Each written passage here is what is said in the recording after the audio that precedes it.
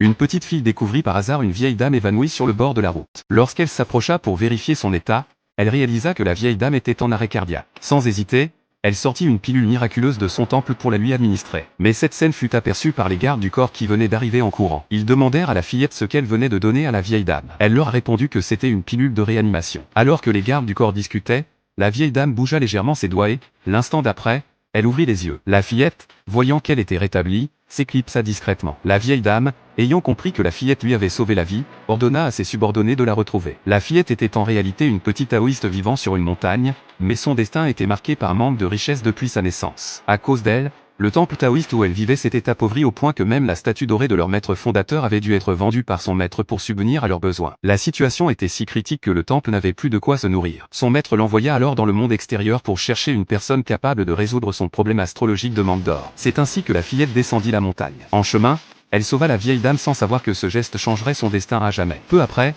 elle arriva à un stand de divination, où un homme se faisait passer pour un maître taoïste. Avec son talent naturel, elle démasqua rapidement ses fausses prédictions et aida gratuitement une cliente à obtenir une véritable lecture. Cependant, le faux taoïste, non repentant, continua à essayer d'escroquer les passants. Une femme est venue lui expliquer sa situation, disant que cela fait des années qu'elle n'arrive pas à tomber enceinte. Le faux taoïste la donna un talisman, comme un remède pour qu'elle puisse tomber enceinte. Puis il a dit qu'il fait cela à seulement 600 yuan. C'est alors que la fillette intervint, et dit à la femme qu'elle n'est pas malade, et que c'est son mari qui est stérile. Elle ajouta que le remède pour cela est de changer juste de partenaire. Le faux taoïste, furieux, demanda à la fillette de quelle montagne elle venait et pourquoi elle ruinait son commerce. La fillette révéla le nom de son maître, ce qui étonna le faux taoïste, car il se rendit compte qu'elle était en réalité sa petite sœur spirituelle. Mais leur conversation fut interrompue par le gargouillis de l'estomac de la fillette. Par respect pour leur maître commun, il décida de lui offrir un repas. À sa grande surprise, ce repas somptueux se révéla être deux simples pains vapeur. Alors qu'ils se chamaillaient, une Maybach s'arrêta soudainement devant eux. C'était la vieille dame que la fillette avait sauvée, venue pour la remercier. Elle apporta une mallette contenant 2 millions pour la fillette. Mais en l'ouvrant,